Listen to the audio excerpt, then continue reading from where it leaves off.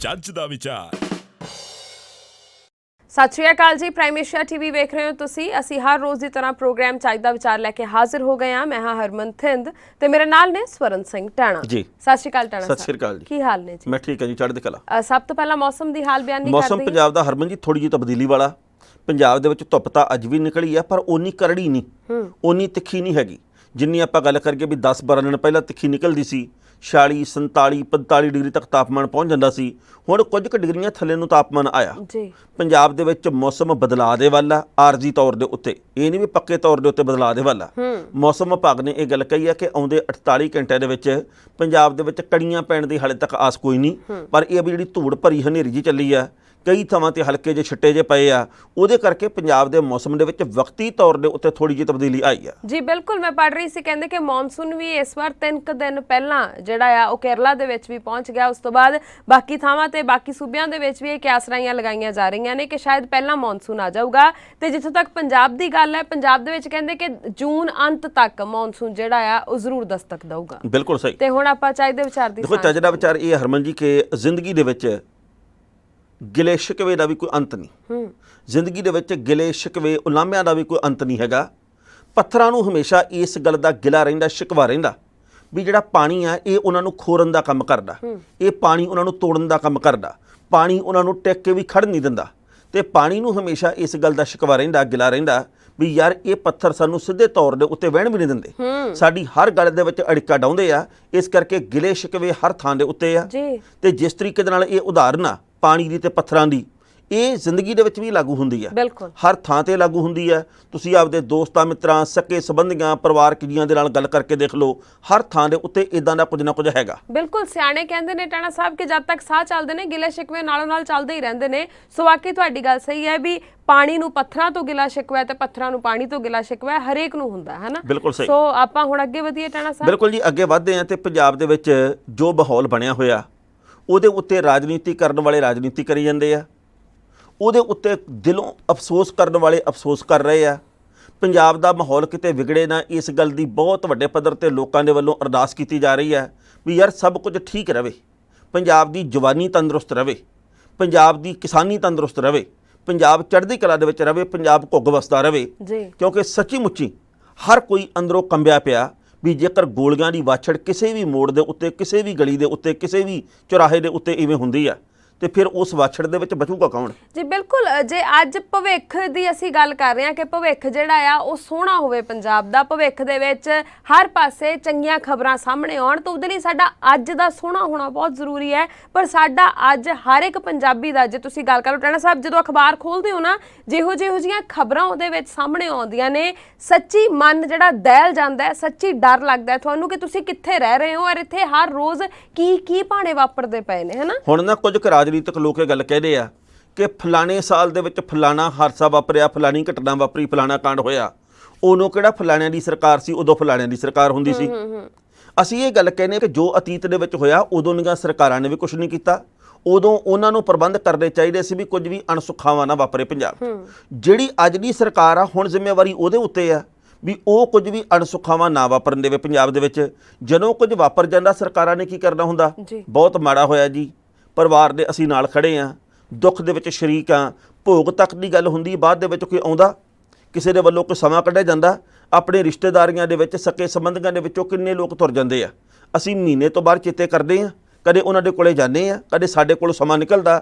ਮਤਲਬ ਇਹ ਹੈ ਵੀ ਕਿਸੇ ਹੋਰ ਦੀ ਉਡੀਕ ਨਾ ਕਰੇ ਸਰਕਾਰ, ਕਿਸੇ ਹੋਰ ਦੀ ਉਡੀਕ ਨਾ ਕਰਕੇ ਵੀ ਭਾਈ ਕੋਈ ਨਵਾਂ ਸਿੱਧੂ ਮੂਸੇਵਾਲਾ ਜਿਹੜਾ ਉਹ ਮੌਤ ਦੀ ਬੁੱਕਲ ਦੇ ਵਿੱਚ ਚਲਾ ਜਾਵੇ, ਕੋਈ ਹੋਰ ਨੌਜਵਾਨ ਹੋਵੇ ਜਿਹੜਾ ਦੀਪ ਸਿੱਧੂ ਬਣ ਜਾਵੇ। ਸੋ ਇਸ ਕਰਕੇ ਪੰਜਾਬ ਨੂੰ ਬਚਾਉਣਾ ਸਮੇਂ ਦੀ ਲੋੜ ਹੈ। ਪੰਜਾਬ ਦੀ ਸ਼ਾਨ ਬਹਾਲ ਇਸ ਗੱਲ ਦੇ ਵਿੱਚ ਰਹੂਗੀ ਵੀ ਇੱਥੇ ਜ਼ਿੰਦਗੀ ਜਿਉਣ ਦੇ ਵਿੱਚ ਲੋਕ ਮਾਣ ਮਹਿਸੂਸ ਕਰਨ, ਇੱਥੇ ਜ਼ਿੰਦਗੀ ਸੁਰੱਖਿਅਤ ਰਵੇ, ਇੱਥੇ ਕਿਸੇ ਕਿਸਮ ਦਾ ਖਤਰਾ ਨਾ ਪੈਦਾ ਹੋਵੇ। ਇਹ ਤਾਂ ਸਾਰਾ ਕੁਝ ਹੋਊਗਾ ਜੇਕਰ ਸਰਕਾਰਾਂ ਦੇ ਵੱਲੋਂ, ਪੁਲਿਸ ਤੰਤਰ ਦੇ ਵੱਲੋਂ ਸਹੀ ਕੰਮ ਕੀਤੇ ਜਾਣਗੇ, ਨਹੀਂ ਤਾਂ ਕੱਖ ਨਹੀਂ ਜੇ ਹੋਣਾ। ਬਿਲਕੁਲ ਸਹੀ। ਜੱਜ ਦਾ ਵਿਚਾਰ। ਹਰਮਨ ਜੀ, ਬੜੇ ਦੁੱਖ ਦੇ ਨਾਲ ਇਹ ਗੱਲ ਕਹਿਣੀ ਪੈ ਰਹੀ ਹੈ ਵੀ ਸਿੱਧੂ ਮੂਸੇਵਾਲੇ ਦਾ ਅੱਜ ਸੰਸਕਾਰ ਆ ਜਿਹੜਾ ਉਹ ਹੋ ਚੁੱਕਿਆ ਜੀ। ਸਵੇਰ ਦੇ ਵੇਲੇ ਤੋਂ ਲੈ ਕੇ ਮੂਸਾ ਪਿੰਡ ਦੇ ਵਿੱਚ ਬਹੁਤ ਵੱਡੀ ਗਿਣਤੀ ਦੇ ਵਿੱਚ ਪੂਰੇ ਪੰਜਾਬ ਦੇ ਵਿੱਚੋਂ, ਪੰਜਾਬੋਂ ਬਾਹਰਲੇ ਹਿੱਸਿਆਂ ਦੇ ਵਿੱਚੋਂ ਲੋਕ ਪਹੁੰਚੇ ਸੀਗੇ। ਹਰ ਅੱਖ ਦੇ ਵਿੱਚ ਅਥਰੂ ਸੀ ਜੀ। ਹਰ ਕੋਈ ਇਸ ਗੱਲ ਦੇ ਕਰਕੇ ਖੌਫ ਦੇ ਵਿੱਚ ਸੀ ਵੀ ਪਤਾ ਨਹੀਂ ਯਾਰ ਕਿਉਂ ਇਹ ਸਾਰਾ ਕੁਝ ਹੋ ਰਿਹਾ ਤੇ ਪਤਾ ਨਹੀਂ ਅੱਗੇ ਕੀ ਹੋ ਜਾਣਾ। ਹਰ ਬੰਦੇ ਦੇ ਮਨ ਦੇ ਵਿੱਚ ਇਹ ਗੱਲ ਚੱਲ ਰਹੀ ਸੀ ਵੀ ਉਹਦੀ ਮਾਂ ਦਾ ਕਸੂਰ ਕੀ ਆ, ਹੂੰ ਉਹਦੇ ਪਿਤਾ ਦਾ ਕਸੂਰ ਕੀ ਆ। ਮੈਂ ਫੇਰ ਇਹ ਗੱਲ ਕਹਿਣਾ ਕੱਲ੍ਹ ਵਾਲੀ, ਗੀਤਾਂ ਦੇ ਉੱਤੇ ਕਿੰਤੂ ਅਸੀਂ ਵੀ ਕੀਤਾ, ਬਹੁਤ ਸਾਰੇ ਹੋਰ ਲੋਕਾਂ ਨੇ ਵੀ ਕੀਤਾ, ਤੇ ਕਿੰਤੂ ਕਰਨ ਦਾ ਮਤਲਬ ਕਦੇ ਵੀ ਇਹ ਨਹੀਂ ਕਿ ਅਸੀਂ ਬੰਦੇ ਦੀ ਖੈਰ ਸੁੱਖ ਨਾ ਮੰਗੀਏ। ਜੀ ਬਿਲਕੁਲ। ਕਿੰਤੂ ਕਰਨ ਦਾ ਮਤਲਬ ਇਹ ਨਹੀਂ, ਆਲੋਚਨਾ ਕਰਨ ਦਾ ਕਦੇ ਵੀ ਮਤਲਬ ਇਹ ਨਹੀਂ ਹੁੰਦਾ। ਆਲੋਚਕ ਹਰ ਬੰਦੇ ਦੇ ਹੋਣੇ ਚਾਹੀਦੇ ਆ, ਜੀ। ਪਰ ਆਲੋਚਨਾ ਦਾ ਮਤਲਬ ਇਹ ਨਹੀਂ ਕਿ ਅਸੀਂ ਇਹ ਸੋਚੀਏ ਕਿ ਉਹ ਮਰ ਜਾਵੇ, ਉਹਦੀ ਜ਼ਿੰਦਗੀ ਖਤਮ ਹੋ ਜਾਵੇ। ਕਦੇ ਵੀ ਨਹੀਂ। ਨਾ ਕਦੇ ਕਿਸੇ ਨੂੰ ਸੋਚਣਾ ਚਾਹੀਦਾ, ਨਾ ਕਦੇ ਕੋਈ ਸੋਚ ਸਕਦਾ, ਕਿਉਂਕਿ ਕਿਸੇ ਨਾਲ ਵੀ ਜ਼ਿੰਦਗੀ ਦੇ ਵਿੱਚ ਪਾਣੀ ਦੇ ਬੁਲਬੁਲੇ ਵਰਗੀ ਜ਼ਿੰਦਗੀ ਆ, ਇਹ ਹਾਦਸਾ ਵਾਪਰ ਸਕਦਾ, ਕੁਝ ਵੀ ਹੋ ਸਕਦਾ। ਵੈਸੇ ਵੀ ਟਾਣਾ ਸਾਹਿਬ, ਜ਼ਿੰਦਗੀ ਜਿਉਣ ਦਾ ਹੱਕ ਹਰ ਇਨਸਾਨ ਨੂੰ ਹੈ, ਤੇ ਇਨਸਾਨ ਨੂੰ ਇਹ ਕੋਈ ਹੱਕ ਨਹੀਂ ਹੈ ਕਿ ਕਿਸੇ ਦੀ ਜ਼ਿੰਦਗੀ ਉਹ ਖੋ ਸਕੇ, ਹੈ ਨਾ। ਹਰ ਇੱਕ ਬੰਦੇ ਨੂੰ, ਠੀਕ ਹੈ, ਆਪਾਂ ਕੱਲ ਵੀ ਇਹ ਗੱਲ ਕੀਤੀ ਸੀ ਵੀ ਤੁਹਾਡੇ ਭੈਣ ਭਰਾਵਾਂ ਦੇ ਨਾਲ, ਰਿਸ਼ਤੇਦਾਰਾਂ ਦੇ ਨਾਲ, ਸਾਕ ਸੰਬੰਧੀਆਂ ਦੇ ਨਾਲ, ਹੋਰਾਂ ਦੇ ਨਾਲ ਵੀ ਤੁਹਾਡੇ ਹੋ ਸਕਦਾ ਵਿਚਾਰਧਾਰਕ ਤੌਰ ਦੇ ਉੱਪਰ ਮਤਭੇਦ ਹੋਣ, ਕਿਸੇ ਨਾਲ ਤੁਹਾਡੀ ਬਣਦੀ ਹੋਈ, ਕਿਸੇ ਨਾਲ ਨਾ ਬਣਦੀ ਹੋਵੇ, ਪਰ ਸੁੱਖ ਹਰ ਕਿਸੇ ਦੀ ਮੰਗੋ, ਹਰ ਕਿਸੇ ਦੀ ਉਮਰ ਲੰਬੀ ਹੋਵੇ। ਅਸੀਂ ਹਮੇਸ਼ਾ ਹੀ ਕਹਿੰਦੇ ਹਾਂ ਕਿ ਪੰਜਾਬ ਘੁੱਗ ਵਸਦਾ ਰਵੇ, ਹਰ ਇੱਕ ਪੰਜਾਬੀ ਚੜ੍ਹਦੀ ਕਲਾ ਦੇ ਵਿੱਚ ਰਵੇ, ਹਰ ਇੱਕ ਪੰਜਾਬੀ ਦੀ ਉਮਰ ਲੰਬੀ ਹੋਵੇ। ਪੰਜਾਬ ਦੇ 2-3 ਨੇਤਾ ਇਹੋ ਜਿਹੇ ਆ ਜਿਹੜੇ ਇਹ ਗੱਲ ਕਹਿੰਦੇ ਆ ਵੀ ਸਾਡੇ ਉੱਤੇ ਟਿੱਪਣੀ ਕੀਤੀ ਆ ਟੈੜੇ ਨੇ ਤਿੱਖੀ, ਇੱਥੇ ਬੈਠ ਕੇ ਗੱਲ ਕੀਤੀ ਆ, ਪਰ ਅਸੀਂ ਇਹ ਥੋੜੀ ਚਾਹੁੰਦੇ ਆ ਵੀ ਭਾਈ ਉਹਨਾਂ ਦਾ ਕੋਈ ਨੁਕਸਾਨ ਹੋਵੇ। ਅਸੀਂ ਇਹ ਚਾਹੁੰਦੇ ਆ ਵੀ ਉਹਨਾਂ ਦੀ ਵੀ ਉਮਰ ਲੰਮੀ ਹੋਵੇ, ਉਹ ਚੜ੍ਹਦੀ ਕਲਾ ਦੇ ਵਿੱਚ ਰਹਿਣ, ਉਹਨਾਂ ਦਾ ਆਪਣੇ ਪਰਿਵਾਰ ਦੇ ਲਈ, ਆਪਣੇ ਸਮਾਜ ਦੇ ਲਈ ਵੱਡਾ ਯੋਗਦਾਨ ਹੋਊਗਾ। ਦੇਖੋ, ਕੋਈ ਵੀ ਇਨਸਾਨ ਟਾਣਾ ਸਾਹਿਬ, ਰਾਜਨੀਤੀਵਾਨ, ਕੋਈ ਪੱਤਰਕਾਰ, ਕੋਈ ਗਾਇਕ, ਗੀਤਕਾਰ, ਸੰਗੀਤਕਾਰ, ਕੋਈ ਅਦਾਕਾਰ, ਕੋਈ ਵੀ ਬੰਦਾ, ਉਹ ਬਾਅਦ ਵਿੱਚ ਆ। ਪਹਿਲਾਂ ਉਹ ਆਪਣੇ ਪਰਿਵਾਰ ਦਾ ਜੀ ਹੈ, ਕਿਸੇ ਮਾਂ ਦਾ ਪੁੱਤ ਹੈ, ਕਿਸੇ ਪਿਓ ਦਾ ਪੁੱਤ ਹੈ, ਕਿਸੇ ਭੈਣ ਦਾ ਭਰਾ ਭੈਣ ਹੈ, ਉਹਦੇ ਪਹਿਲਾਂ ਉਹ ਰਿਸ਼ਤੇ ਜਿਹੜੇ ਨੇ ਨਾ, ਉਹ ਜਨਮ ਤੋਂ ਉਹਦੇ ਨਾਲ ਨੇ, ਤੇ ਉਸ ਨਾਤੇ ਹਮੇਸ਼ਾ ਹੀ ਹਰੇਕ ਦੀ ਸੁੱਖ ਮੰਗਣੀ ਚਾਹੀਦੀ ਹੈ। ਬਿਲਕੁਲ। ਤੇ ਅਗਲੀ ਗੱਲ ਇਹ ਹੈ ਕਿ ਜਦੋਂ ਅੱਜ ਅੰਤਮ ਸਫ਼ਰ ਦੇ ਉੱਤੇ ਲੈ ਕੇ ਜਾਣਾ ਸੀ ਸਿੱਧੂ ਮੂਸੇਵਾਲੇ ਨੂੰ, ਜੀ, ਤਾਂ ਉਸ ਵਕਤ ਉਹਦੇ ਪਿਤਾ ਦੇ ਵੱਲੋਂ, ਸਤਿਕਾਰਯੋਗ ਪਿਤਾ ਜੀ ਜਿਹੜੇ ਉਹਨਾਂ ਦੇ ਸਰਦਾਰ ਬਲਕੌਰ ਸਿੰਘ, ਉਹਨਾਂ ਦੇ ਵੱਲੋਂ ਸਿੱਧੂ ਮੂਸੇਵਾਲਾ ਦੀ ਮੁੱਛ ਨੂੰ ਵੱਟ ਦਿੱਤਾ ਗਿਆ, ਜੀ, ਮੁੱਛ ਖੜੀ ਕੀਤੀ ਗਈ ਆ। ਹੁਣ ਆਹ ਚੀਜ਼ਾਂ ਦੇਖ ਕੇ ਤੇ ਯਾਰ ਪੱਥਰ ਵੀ ਪਿਘਲ ਜਾਣ, ਜੀ, ਆਹ ਦ੍ਰਿਸ਼ ਦੇਖ ਕੇ ਕਿਹੜੀ ਅੱਖ ਆ ਜਿਹਦੇ ਵਿੱਚੋਂ ਅਥਰੂ ਨਹੀਂ ਨਿਕਲਿਆ ਹੋਊਗਾ। ਸੋ ਜੋ ਹੋਇਆ ਉਹਨੂੰ ਅਸੀਂ ਸ਼ਬਦਾਂ ਦੇ ਵਿੱਚ ਬਿਆਨ ਨਹੀਂ ਕਰ ਸਕਦੇ। ਇਦਾਂ ਦਾ ਕਦੇ ਵੀ ਕਿਤੇ ਵੀ ਕੁਝ ਨਾ ਵਾਪਰੇ, ਇਹਦੀ ਅਸੀਂ ਕਾਮਨਾ ਕਰਦੇ ਹਾਂ। ਬਿਲਕੁਲ ਸਹੀ। ਔਰ ਸਭ ਤੋਂ ਵੱਡੀ ਚੀਜ਼ ਇਹ ਹੈ ਟਾਣਾ ਸਾਹਿਬ ਵੀ ਕਿਸੇ ਮਾਂ ਪਿਓ ਦਾ ਪੁੱਤ ਇਦਾਂ ਨਾ ਜਾਵੇ, ਹੈ ਨਾ। ਤੁਸੀਂ ਵੇਖੋ ਕਿ ਇਹ ਜੋ ਕੁਝ ਵਾਪਰਿਆ ਪੰਜਾਬ ਦੇ ਵਿੱਚ, ਹਰ ਇੱਕ ਦਾ ਮਨ ਡਰ ਗਿਆ ਕਿ ਦਿਨ ਦਿਹਾੜੇ ਇਸ ਤਰੀਕੇ ਨਾਲ ਚੁਰਸਤੇ ਦੇ ਵਿੱਚ ਖੜ ਕੇ, ਹੈ ਨਾ, ਸੜਕ ਦੇ ਉੱਪਰ ਖੜ ਕੇ, ਇਹਦਾ ਮਤਲਬ ਅਸੀਂ ਕਿਤੇ ਵੀ ਸੁਰੱਖਿਅਤ ਹੀ ਨਹੀਂ ਹੈਗੇ, ਚਾਹੇ ਕੋਈ ਵੀ ਆਮ ਬੰਦਾ ਹੋਏ, ਕੋਈ ਖਾਸ ਬੰਦਾ ਹੋਏ। ਇਹਦਾ ਮਤਲਬ ਸੁਰੱਖਿਆ ਦੇ ਅੱਗੇ ਇੱਕ ਬਹੁਤ ਵੱਡਾ ਸਵਾਲੀਆ ਨਿਸ਼ਾਨ ਲੱਗ ਚੁੱਕਿਆ ਹੈ। ਇਸ ਸਵਾਲੀਆ ਨਿਸ਼ਾਨ ਨੂੰ ਮਿਟਾਉਣ ਦੇ ਲਈ ਸਰਕਾਰ ਨੂੰ ਜ਼ਰੂਰ ਕੁਝ ਨਾ ਕੁਝ ਕਰਨਾ ਚਾਹੀਦਾ ਹੈ, ਨਹੀਂ ਤਾਂ ਅਸੀਂ ਜਿਵੇਂ ਅੱਗੇ ਗੱਲਾਂ ਕਰਦੇ ਹੁੰਦੇ ਵੀ ਪੰਜਾਬ ਖਾਲੀ ਹੋ ਜਾਣਾ, ਲੋਕਾਂ ਨੇ ਇੱਥੇ ਰਹਿਣਾ ਨਹੀਂ ਹੈਗਾ, ਤੇ ਉਹ ਵਾਕਈ ਇਹ ਗੱਲਾਂ ਸੱਚ ਹੋ ਜਾਣਗੀਆਂ। ਦੇਖੋ, ਜਿਹੜੇ ਨਾਟਕੀਰਾਂ ਨੂੰ ਸ਼ਿੰਗਾਰ ਕੇ ਰੱਖਿਆ ਸੀ ਸਿੱਧੂ ਮੂਸੇਵਾਲਾ ਨੇ, ਜਿਹਦਾ ਬਹੁਤ ਵਾਰ ਆਪਣੇ ਗੀਤਾਂ ਦੇ ਵਿੱਚ ਜ਼ਿਕਰ ਵੀ ਕੀਤਾ, ਉਸੇ ਨਾਟਕੀਰਾਂ ਦੇ ਉੱਤੇ ਉਹਦੀ ਮ੍ਰਿਤਕ ਦੇਹ ਨੂੰ ਲੈ ਕੇ ਗਏ ਆ, ਉਸੇ ਨਾਟਕੀਰਾਂ ਦੇ ਉੱਤੇ ਉਹਦਾ ਅੰਤਮ ਸਫ਼ਰ ਹੋਇਆ। ਜਿਹੜੇ ਖੇਤਾਂ ਨੂੰ ਉਹਨੂੰ ਵਾਹੁਣ ਦਾ ਚਾਅ ਸੀ, ਜਿਹੜੇ ਖੇਤਾਂ ਦੇ ਵਿੱਚ ਸਿੱਧੂ ਮੂਸੇਵਾਲਾ ਆਪਦੇ ਟੱਬਰ ਦੇ ਜੀਆਂ ਨਾਲ ਫਿਰਦਾ ਸੀ, ਉਸੇ ਖੇਤ ਦੇ ਵਿੱਚ ਉਹਦਾ ਸੰਸਕਾਰ ਕੀਤਾ ਗਿਆ। ਸੋ ਬਹੁਤ ਭਾਵੁਕਤਾ ਵਾਲਾ ਇਹ ਮੌਕਾ ਸੀ। ਇਹੋ ਜਿਹਾ ਮੌਕਾ ਕਦੇ ਵੀ ਕਿਸੇ ਦੇ ਉੱਤੇ ਨਾ ਆਵੇ। ਪਰ ਨਾ ਟਾਣਾ ਸਾਹਿਬ, ਇੱਥੇ ਨਾ ਕੁਝ ਕੁ ਗੱਲਾਂ ਜ਼ਰੂਰ ਕਰਨੀਆਂ ਬਣਦੀਆਂ ਨੇ। ਮੈਂ ਅੱਜ ਇੱਕ ਇੰਟਰਵਿਊ ਵੇਖੀ, ਉਹਦੇ ਚੋਂ 4-5 ਨੌਜਵਾਨਾਂ ਦੀ ਇੰਟਰਵਿਊ ਸੀ। ਉਹ ਨੌਜਵਾਨ ਸੀ ਸ਼ਾਇਦ ਜਿਨ੍ਹਾਂ ਨੇ ਸਿੱਧੂ ਮੂਸੇਵਾਲੇ ਨੂੰ ਹਸਪਤਾਲ ਤੱਕ ਪਹੁੰਚਾਇਆ, ਹੈ ਨਾ। ਜੋ ਗੱਲਾਂ ਉਹਨਾਂ ਨੇ ਦੱਸੀਆਂ, ਜੋ ਉਹਨਾਂ ਨੇ ਅੱਖੀਂ ਵੇਖਿਆ, ਸੱਚੀ ਉਹ ਲੱਗਿਆ ਵੀ ਸਾਡੀ ਤਾਂ ਜ਼ਮੀਰ ਹੀ ਮੁੱਕ ਚੁੱਕੀ ਹੈ। ਕਿਉਂਕਿ ਉਹਨਾਂ ਮੁੰਡਿਆਂ ਦਾ ਇਹ ਕਹਿਣਾ ਸੀ ਕਿ ਜਦੋਂ ਅਸੀਂ ਪਹੁੰਚੇ, ਕਹਿੰਦੇ ਅਸੀਂ ਕਿਤੇ ਜਾ ਰਹੇ ਸੀ ਤੇ ਅਸੀਂ ਇਕੱਠ ਵੇਖਿਆ ਸੜਕ ਦੇ ਉੱਪਰ ਬਹੁਤ ਜ਼ਿਆਦਾ, ਤੇ ਸਾਨੂੰ ਲੱਗਿਆ ਸ਼ਾਇਦ ਕਿਸੇ ਨੇ ਧਰਨਾ ਦਿੱਤਾ ਹੋਇਆ, ਵੀ ਪਤਾ ਨਹੀਂ ਕੀ ਰੌਲਾ ਹੈ ਨਾ। ਕਹਿੰਦੇ ਇੰਨੀ ਦੇਰ ਨੂੰ ਇੱਕ ਮੁੰਡਾ ਭੱਜਿਆ ਰਿਹਾ ਸੀ, ਅਸੀਂ ਉਹਨੂੰ ਪੁੱਛਿਆ ਵੀ ਕੀ ਹੋਇਆ, ਤਾਂ ਉਹਨੇ ਦੱਸਿਆ ਵੀ ਆਹ ਵਾਰਦਾਤ ਹੋ ਗਈ, ਤੇ ਅਸੀਂ ਭੱਜ ਕੇ ਅੱਗੇ ਗਏ, ਤੇ ਉੱਥੇ ਤੁਸੀਂ ਮੰਨੋਗੇ ਨਹੀਂ, ਉਹਨਾਂ ਮੁੰਡਿਆਂ ਦੇ ਕਹਿਣ ਮੁਤਾਬਕ ਕਹਿੰਦੇ ਕਿ ਜਿਹੜੇ ਲੋਕ ਸੀ, ਕੋਈ ਬਾਂਹ ਵਾਲਾ ਟੈਟੂ ਹੱਥ ਦੇ ਵਿੱਚ ਫੜ ਕੇ ਤੇ ਫੋਟੋ ਖਿੱਚ ਰਿਹਾ, ਕੋਈ ਆਪਣੇ ਫਰੇਮ ਦੇ ਵਿੱਚ ਵੀ ਸ਼ਕਲ ਆ ਜਾਵੇ ਸਿੱਧੂ ਦੀ, ਉਹ ਸ਼ਕਲ ਇੱਧਰ ਨੂੰ ਕਰਕੇ ਤੇ ਫੋਟੋਆਂ ਖਿੱਚ ਰਿਹਾ। ਮਤਲਬ ਕਹਿਣ ਦਾ ਵੀ ਕਿਸੇ ਨੇ ਹਿੰਮਤ ਨਹੀਂ ਕੀਤੀ ਕਿ ਹਸਪਤਾਲ ਪਹੁੰਚਾ ਦਿੱਤਾ ਜਾਵੇ, ਕਿਸੇ ਨੇ ਹਿੰਮਤ ਨਹੀਂ ਕੀਤੀ ਵੀ ਡਾਕਟਰ ਕੋਲ ਛੇਤੀ ਤੋਂ ਛੇਤੀ ਪਹੁੰਚਾਇਆ ਜਾਵੇ। ਉਲਟਾ ਉੱਥੇ ਵੀ ਕੋਈ ਲਾਈਵ ਹੋਇਆ ਮੋਬਾਈਲ ਦੇ ਉੱਪਰ, ਕੋਈ ਫੋਟੋਆਂ ਖਿੱਚ ਰਿਹਾ, ਕੋਈ ਕੁਛ ਕਰ ਰਿਹਾ, ਕੋਈ ਕੁਛ ਕਰ ਰਿਹਾ। ਪਤਾ ਨਹੀਂ ਸਾਡੀ ਮਾਨਸਿਕਤਾ ਨੂੰ ਹੋ ਕੀ ਗਿਆ। ਮੈਨੂੰ ਤਾਂ ਕਦੇ ਸ਼ਰਮ ਆਉਂਦੀ ਹੈ ਇਸ ਗੱਲ ਦੇ ਉੱਤੇ ਟਿੱਪਣੀ ਕਰਦਿਆਂ ਵੀ। ਜਿਹੜੇ ਲੋਕ ਇਹ ਕਰਤੂਤਾ ਕਰਦੇ, ਚਲੋ ਉਹ ਤਾਂ ਸ਼ਰਮ ਨਹੀਂ ਮੰਨਦੇ, ਪਰ ਇਹਨਾਂ ਦੇ ਬਾਰੇ ਗੱਲ ਕਰਨ ਦੇ ਵਿੱਚ ਹੀ ਸ਼ਰਮ ਮਹਿਸੂਸ ਹੁੰਦੀ ਵੀ ਯਾਰ ਇਹ ਕੋਈ ਮਨੁੱਖ ਥੋੜੀ ਆ, ਇਹ ਤਾਂ ਰੋਬਟ ਆ ਜੀ, ਇਹਨਾਂ ਦੇ ਵਿੱਚ ਸਾਹ ਸੱਤ ਥੋੜੀ ਆ, ਇਹ ਕੋਈ ਸੰਵੇਦਨਸ਼ੀਲ ਮਨੁੱਖ ਥੋੜੀ ਆ। ਤੁਰੇ ਜਾਂਦੇ ਬੰਦੇ ਨੂੰ ਆਪਾਂ ਕਹਿ ਦਈਏ ਮਨੁੱਖ ਆ, ਇੱਕ ਮਨੁੱਖਾਂ ਵਾਲੀ ਗੱਲ ਥੋੜੀ ਆ। ਬੰਦੇ ਦੇ ਵਿੱਚ ਮਨੁੱਖਾਂ ਵਾਲਾ ਕੋਈ ਮਾਦਾ ਵੀ ਹੋਣਾ ਚਾਹੀਦਾ। ਮਨੁੱਖਾਂ ਵਾਲਾ ਕੋਈ ਦਰਦ ਵੀ ਹੋਣਾ ਚਾਹੀਦਾ, ਜੀ। ਬੰਦਾ ਸੰਵੇਦਨਸ਼ੀਲ ਵੀ ਹੋਣਾ ਚਾਹੀਦਾ। ਇਹ ਲਾਈਕ ਵਿਊ ਸ਼ੇਅਰ ਦੇ ਚੱਕਰ ਦੇ ਵਿੱਚ ਜੋ ਪਖੰਡਬਾਜ਼ੀਆਂ ਕਰਦੇ ਆ ਵੀ ਹਮਦਰਦ ਵੀ ਦੱਸਦੇ ਖੁਦ ਨੂੰ ਕਿ ਦੇਖੋ ਜੀ ਅਸੀਂ ਬੜੇ ਨਾਲ ਆ, ਪਰ ਨਾਲ ਕਿੰਨੇ ਕੁ ਹੁੰਦੇ ਪਤਾ ਹੀ ਆ। ਜੀ ਬਿਲਕੁਲ। ਸਾਰੇ ਤਮਾਸ਼ਾ ਵੇਂਦੇ ਆ ਵੀ ਆਹ ਦੇਖੋ ਜੀ ਤਮਾਸ਼ਾ ਹੁਣ ਇੱਧਰ ਚੱਲ ਰਿਹਾ, ਆਪਾਂ ਇੱਧਰ ਨੂੰ ਚਲੇ ਜਾਂਦੇ ਆ, ਹੁਣ ਤਮਾਸ਼ਾ ਇੱਧਰ ਸ਼ੁਰੂ ਹੋ ਗਿਆ, ਆਪਾਂ ਇੱਧਰ ਚਲੇ ਜਾਂਦੇ ਆ। ਪਰ ਜਿਹੜੀ ਮਾਂ ਦਾ ਪੁੱਤ ਗਿਆ, ਜਿਹੜਾ ਬਾਪ ਆ, ਉਹਨਾਂ ਦੇ ਪਿੰਡੇ ਦੇ ਉੱਤੇ ਜੋ ਕੁਝ ਸਾਰੀ ਉਮਰ ਬੀਤਣਾ, ਉਹਨਾਂ ਦੇ ਦਿਲੋਂ ਦਿਮਾਗ ਦੇ ਉੱਤੇ ਜੋ ਸਭ ਕੁਝ ਬੀਤਣਾ, ਉਹਨੂੰ ਕਦੇ ਆਪਾਂ ਸਮਝ ਨਹੀਂ ਸਕਦੇ। ਜੀ ਬਿਲਕੁਲ। ਉਹਨੂੰ ਕੋਈ ਵੀ ਨਹੀਂ ਸਮਝ ਸਕਦਾ।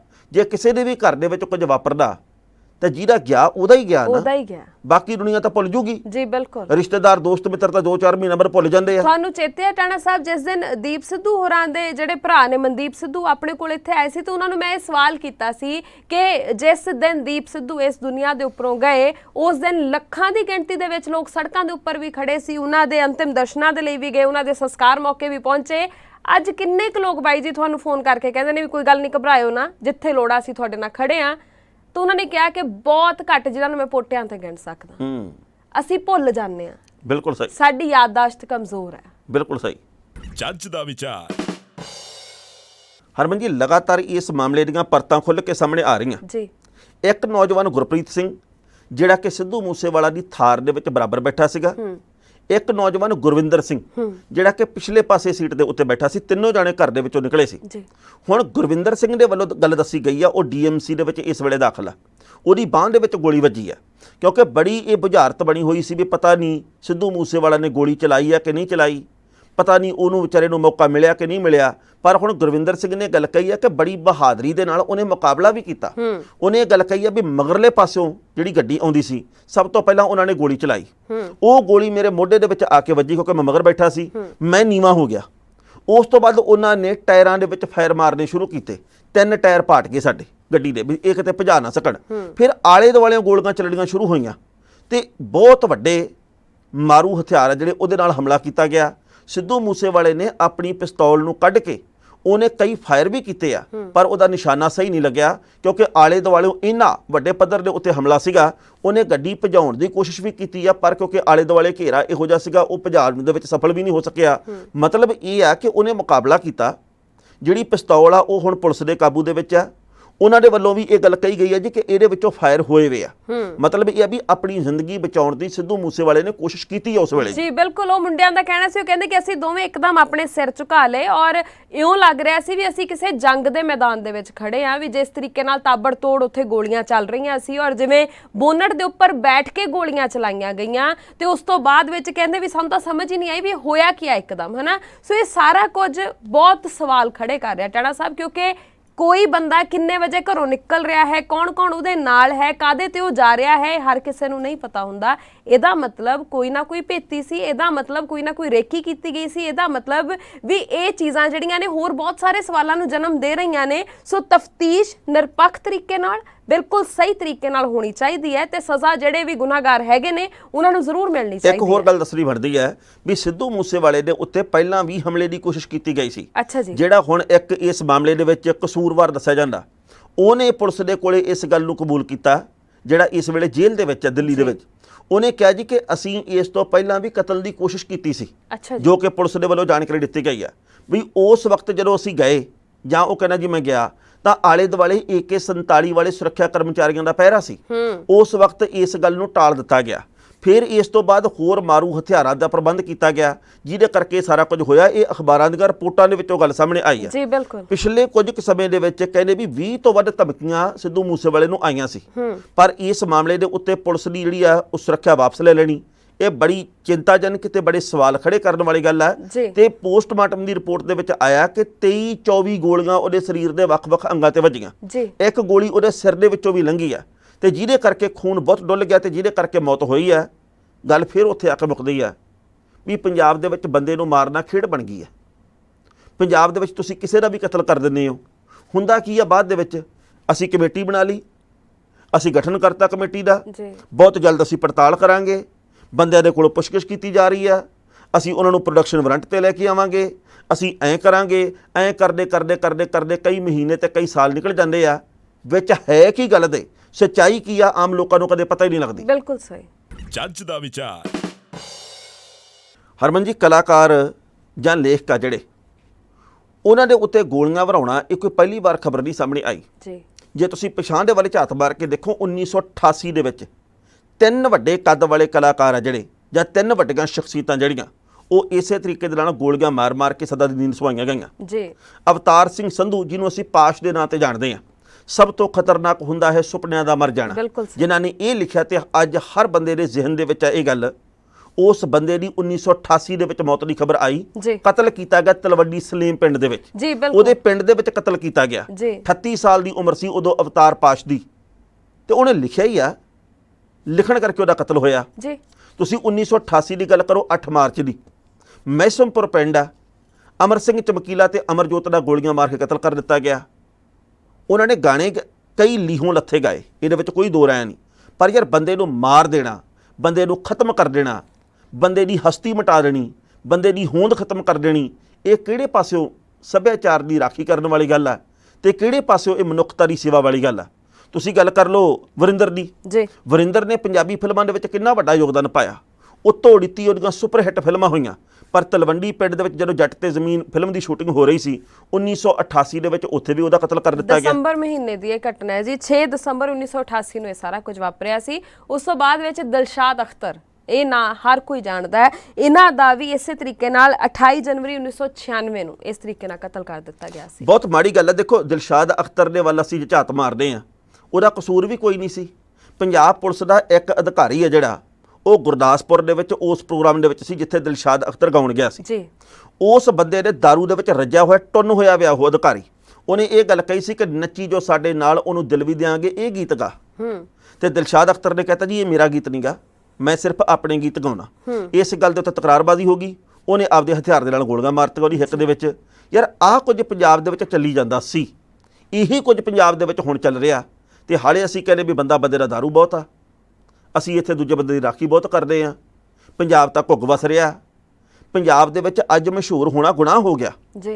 ਪੰਜਾਬ ਦੇ ਵਿੱਚ ਕੋਈ ਵੀ ਪੱਤਰਕਾਰ ਹੋਵੇ, ਪੰਜਾਬ ਦੇ ਵਿੱਚ ਕੋਈ ਗਾਇਕ ਹੋਵੇ, ਪੰਜਾਬ ਦੇ ਵਿੱਚ ਕੋਈ ਨੇਤਾ ਹੋਵੇ, ਪੰਜਾਬ ਦੇ ਵਿੱਚ ਕਿਸੇ ਵੀ ਕਲਾ ਖੇਤਰ ਦੇ ਨਾਲ ਜੁੜਿਆ ਹੋਇਆ ਬੰਦਾ ਅੱਗੇ ਵਧੇ, ਉਹਦੇ ਵੈਰੀ ਕਿਸ ਤਰੀਕੇ ਨਾਲ ਬਣਦੇ। ਚਲੋ ਤੁਸੀਂ ਵਿਚਾਰਧਾਰਕ ਤੌਰ ਦੇ ਉੱਤੇ ਅਸਹਿਮਤ ਆ, ਤੁਹਾਡੇ ਖਿਆਲ ਹੋਰ ਆ, ਉਹਦੇ ਖਿਆਲ ਹੋਰ ਆ, ਪਰ ਯਾਰ ਪੰਜਾਬ ਦੇ ਵਿੱਚ ਬੰਦੇ ਦੇ ਹਿੱਕ 'ਚ ਗੋਲੀਆਂ ਮਾਰ ਜਾਣੀਆਂ, ਇਹ ਕੋਈ ਮਨੁੱਖਾਂ ਵਾਲੀ ਗੱਲ ਹੈ?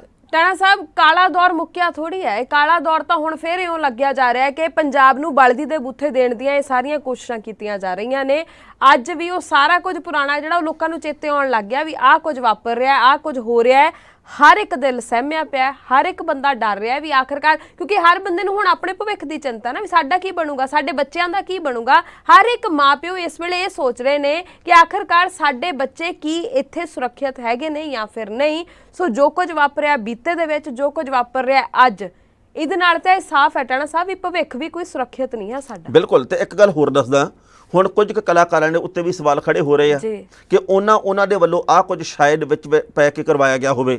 ਇਦਾਂ ਦੀਆਂ ਗੱਲਾਂ ਚਮਕੀਲੇ ਦੇ ਦੌਰ ਦੇ ਵਿੱਚ ਵੀ ਆਉਂਦੀਆਂ ਸੀ ਵੀ ਯਾਰ ਸਾਰਾ ਕੁਝ ਕਲਾ ਖੇਤਰ ਵਿੱਚ ਚੰਗਾ ਨਹੀਂਗਾ। ਕਲਾ ਖੇਤਰ ਦੇ ਉੱਤੇ ਕਿਸ ਤਰੀਕੇ ਨਾਲ ਬੰਦੂਕਾਂ ਦਾ ਪਰਛਾਵਾਂ ਆ ਗਿਆ, ਕਲਾ ਖੇਤਰ ਦੇ ਵਿੱਚ ਕਿਸ ਤਰੀਕੇ ਨਾਲ ਬਦਮਾਸ਼ੀ ਆ ਗਈ ਆ, ਕਲਾ ਖੇਤਰ ਦੇ ਵਿੱਚ ਕਿਵੇਂ ਫਰੋਤੀਆਂ ਮੰਗਣ ਵਾਲੇ ਆਏ ਆ, ਕਬੱਡੀ ਖਿਡਾਰੀਆਂ ਦੇ ਉੱਤੇ ਵੀ ਕਿਸ ਤਰੀਕੇ ਨਾਲ ਬੰਦੂਕਾਂ ਦਾ ਪਰਛਾਵਾਂ। ਹੁਣ ਤੁਸੀਂ ਇਹ ਦੇਖੋ, ਇਹ ਅੱਜ ਗੱਲ ਬੜੀ ਗੌਰ ਦੇ ਨਾਲ ਸੁਣਨ ਵਾਲੀ ਆ।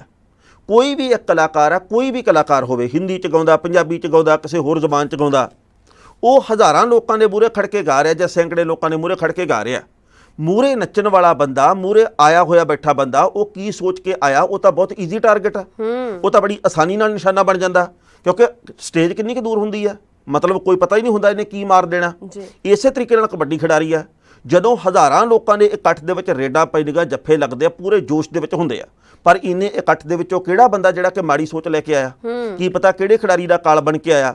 ਬਈ ਇਹਨਾਂ ਗੱਲਾਂ ਤੋਂ ਪਤਾ ਨਹੀਂ ਕਿਵੇਂ ਬਚਿਆ ਜਾ ਸਕਦਾ। ਜੀ ਬਿਲਕੁਲ ਸਹੀ ਹੈ। ਸੋ ਇਸ ਲਈ ਲੋਕਾਂ ਨੂੰ ਵੀ ਮੁਸਤੈਦ ਹੋਣਾ ਪਊਗਾ, ਲੋਕਾਂ ਨੂੰ ਵੀ ਸੋਚਣਾ ਪਏਗਾ ਕਿ ਅਸੀਂ ਆਪਣਾ ਬਚਾਅ ਕਿਵੇਂ ਕਰੀਏ ਤੇ ਸਹੀ ਰਾਹ ਤੇ ਕਿਵੇਂ ਪਈਏ। ਤੇ ਪੁਲਿਸ ਨੂੰ, ਪ੍ਰਸ਼ਾਸਨ ਨੂੰ ਵੀ ਕੁਝ ਨਾ ਕੁਝ ਸੋਚਣਾ ਚਾਹੀਦਾ, ਨਹੀਂ ਤਾਂ ਲੋਕ ਤਾਂ ਵਿਚਾਰੇ ਹਰ ਰੋਜ਼ ਇਸੇ ਤਰ੍ਹਾਂ ਅਖਬਾਰਾਂ ਦੀਆਂ ਸੁਰਖੀਆਂ ਬਣਦੇ ਰਹਿਣਗੇ। ਬਿਲਕੁਲ ਸਹੀ ਗੱਲ।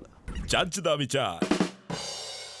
ਪ੍ਰਾਈਮ ਏਸ਼ੀਆ ਟੀਵੀ ਤੇ ਵਕਫੇ ਤੋਂ ਬਾਅਦ ਇੱਕ ਵਾਰ ਫਿਰ ਤੋਂ ਤੁਹਾਡਾ ਸਾਰਿਆਂ ਦਾ ਸਵਾਗਤ ਹੈ। ਪ੍ਰੋਗਰਾਮ ਜੱਜ ਦਾ ਵਿਚਾਰ ਵੇਖ ਰਹੇ ਹੋ ਤੁਸੀਂ, ਮੈਂ ਹਰਮਨ ਥਿੰਦ, ਮੇਰੇ ਨਾਲ ਨੇ ਸਵਰਨ ਸਿੰਘ ਟਾਣਾ। ਤੇ ਹੁਣ ਅਗਲੀਆਂ ਖਬਰਾਂ ਵੱਲ ਵਧੀਏ। ਟਾਣਾ ਸਾਹਿਬ, ਟਾਣਾ ਸਾਹਿਬ, ਆਪਾਂ ਗੱਲ ਕਰ ਰਹੇ ਸੀ ਹਰ ਰੋਜ਼ ਅਖਬਾਰਾਂ ਦੇ ਵਿੱਚ ਜੋ ਖਬਰਾਂ ਸਾਹਮਣੇ ਆਉਂਦੀਆਂ ਨੇ ਉਹ ਡਰਾਉਂਦੀਆਂ ਨੇ, ਉਹ ਧਮਕਾਉਂਦੀਆਂ ਨੇ। ਅੱਜ ਜਲੰਧਰ ਦੇ ਵਿੱਚੋਂ ਵੀ ਖਬਰ ਸਾਹਮਣੇ ਆਈ, ਉੱਥੇ ਕਹਿੰਦੇ ਕਿ ਇੱਕ ਸ਼ਖਸ ਨੇ ਆਪਣੀ ਘਰਵਾਲੀ ਤੇ ਸੱਸ ਸਹੁਰਾ ਤਿੰਨਾਂ ਨੂੰ ਗੋਲੀਆਂ ਮਾਰ ਦਿੱਤੀਆਂ। ਦੇਖੋ, ਮੈਂ ਕਦੇ ਨਾ ਇਹ ਖਬਰਾਂ ਪੜ੍ਹ ਕੇ ਫਿਰ ਉਹੀ ਗੱਲ ਦੁਹਰਾਉਣਾ ਵੀ ਇਉਂ ਲੱਗਦਾ ਵੀ ਅਖਬਾਰਾਂ ਸਿਆਹੀ ਦੇ ਨਾਲ ਨਹੀਂ, ਲਹੂ ਦੇ ਨਾਲ ਛਪੇ ਆ। ਜੀ ਬਿਲਕੁਲ। ਇਉਂ ਲੱਗਦਾ ਵੀ ਜਦੋਂ ਕੋਈ ਅਖਬਾਰ ਸੁੱਟਣ ਆਉਂਦਾ ਨਾ, ਹਾਕਰ ਕਹਿੰਦੇ ਉਹਨੂੰ, ਉਹ ਹਾਕਰ ਜਦੋਂ ਅਖਬਾਰ ਸੁੱਟ ਕੇ ਆਉਂਦਾ, ਕਈਆਂ ਦੀ ਮੌਤ ਦੇ ਸੁਨੇਹੇ ਦੇਣ ਆਉਂਦਾ ਵੀ ਇੱਥੇ ਆ ਵੀ ਮਾਰ ਦਿੱਤਾ ਗਿਆ, ਆ ਵੀ ਮਾਰ ਦਿੱਤਾ ਗਿਆ, ਇਹਨੂੰ ਇਹਨੇ ਮਾਰਤਾ, ਇਹਦੇ ਗੋਲੀ ਵੱਜ ਗਈ, ਇਹ ਸੜਕ ਹਾਦਸੇ 'ਚ ਮਰ ਗਿਆ। ਸੋ ਇੱਦਾਂ ਅਖਬਾਰਾਂ ਤੋਂ ਭੈ ਆਉਂਦਾ। ਅਗਲਾ ਸਫਾ ਖੋਲ੍ਹਦੇ ਆ ਨਾ, ਉਦੋਂ ਮਨ ਦੇ ਵਿੱਚੋਂ ਇੱਕ ਚੀਜ਼ ਨਿਕਲਦੀ ਵੀ ਯਾਰ ਪਤਾ ਨਹੀਂ ਕਿੰਨੇ ਲੋਕਾਂ ਦੀ ਮੌਤ ਦੀ ਖਬਰ ਇਹਦੇ ਤੇ ਹੋਣੀ ਆ।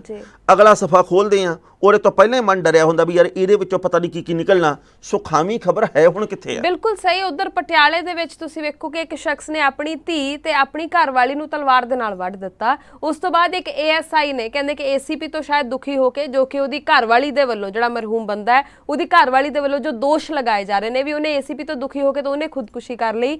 ਸੋ ਜਿਵੇਂ ਦੀਆਂ ਖਬਰਾਂ ਆ ਰਹੀਆਂ ਟਾਣਾ ਸਾਹਿਬ, ਇਹ ਸੱਚੀ ਤੁਹਾਡੀ ਮਾਨਸਿਕਤਾ ਦੇ ਉੱਪਰ, ਤੁਹਾਡੇ ਜ਼ਿਹਨ ਦੇ ਉੱਪਰ ਇੰਨਾ ਡੂੰਘਾ ਅਸਰ ਛੱਡਦੀਆਂ ਨੇ ਵੀ ਸੱਚੀ ਬੰਦਾ ਸੜਕ ਤੇ ਜਾਣ ਲੱਗਿਆ ਸੋਚਦਾ ਵੀ ਪਤਾ ਹੀ ਨਹੀਂ ਇੱਥੇ ਕੀ ਵਾਪਰ ਜਾਣਾ ਹੈ, ਪਤਾ ਨਹੀਂ ਕੀ ਹੋਈ ਜਾ ਰਿਹਾ। ਬਿਲਕੁਲ ਤੁਹਾਡੀ ਗੱਲ ਸਹੀ ਆ।